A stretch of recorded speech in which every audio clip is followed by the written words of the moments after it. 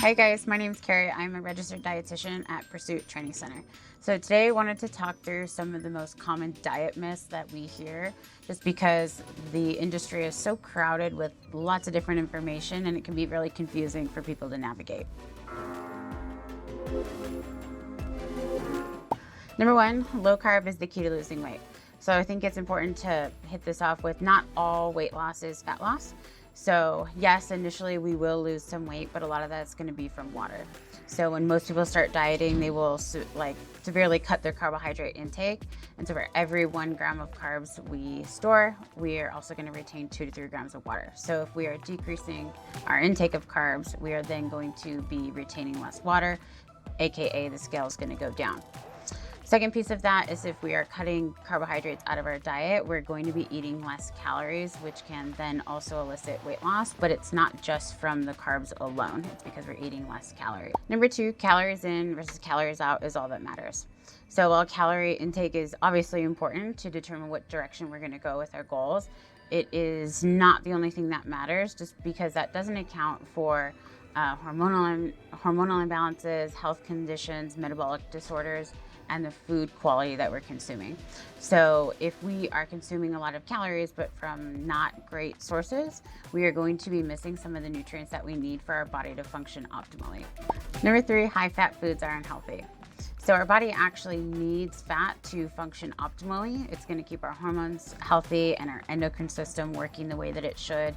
And so while we wouldn't want to be eating tons of foods that are really high in trans fat and saturated fat, we still need to be consuming those healthy fats. So things like avocado, olive oil, nuts, fish is also a really great source.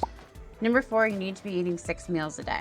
So 6 isn't this magic number. It's just not possible for everybody. What matters more is the total amount of calories that you're eating throughout the day.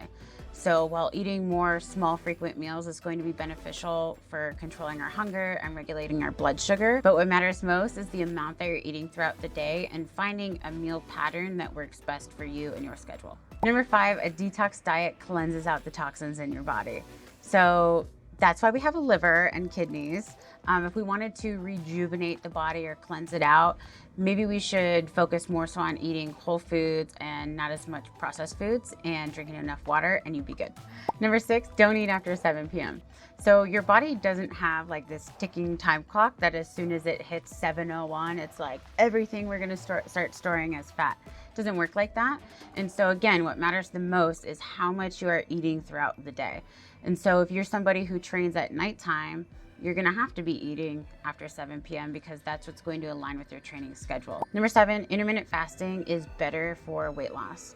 So intermittent fasting is a strategy to control calorie intake. The reason why it works well for people is because they are restricting the amount of time throughout the day that they're eating, so they're naturally putting themselves in a calorie deficit. But it is not the fasting piece that is leading to the greater weight loss, it is the restricting of the calories. Number eight, you should be following a gluten-free diet if you're trying to lose weight. So you should be following a gluten-free diet if you have celiac disease or a gluten intolerance or sensitivity. Our bodies, if we don't have that, our bodies are made to be able to process gluten. And so it's not necessarily going to lead to better weight loss outcomes. I think sometimes people think that because they start cutting out more of those processed foods that are made with gluten. So they're eating better foods and maybe they're eating a little bit less calories because of it. And that's what's leading to the weight loss, but it's not directly from cutting out the gluten. Number nine, the anabolic window. So this is that time period right after your training that is supposed to have the greatest impact on your muscle growth. And so people will be running out of the gym, chugging a protein shake because they think that that's the best way to do it. But the anabolic window is actually a lot bigger than we're led to believe. So as long as you're eating within 1 to 2 hours from your training session, you should be just fine. And so actually running out of the gym and chugging a protein shake might actually not be the best idea, just because our body is still in this like sympathetic fight or flight state, and we're not going to be digesting as well as we would if we were in more of a rest and digest parasympathetic state. Number 10, eating healthy is expensive. So I think we're led to believe that because when we go to, restaurants or fast food, like that is typically the higher ticket item on the menu. Okay, number 11, my favorite one, fruit is bad, or you should not be eating fruit. And it just blows my mind that's even a thing out there, because fruit is so full of like good nutrients, vitamins, minerals, antioxidants that our body thrives on. And so people say don't eat fruit because of the sugar, but it's natural good sugar that our body needs. And so if you're looking to cut back on sugar, let's keep the fruit, but let's ditch the processed sugars and the added sugars that are in a lot of the foods that you might be consuming.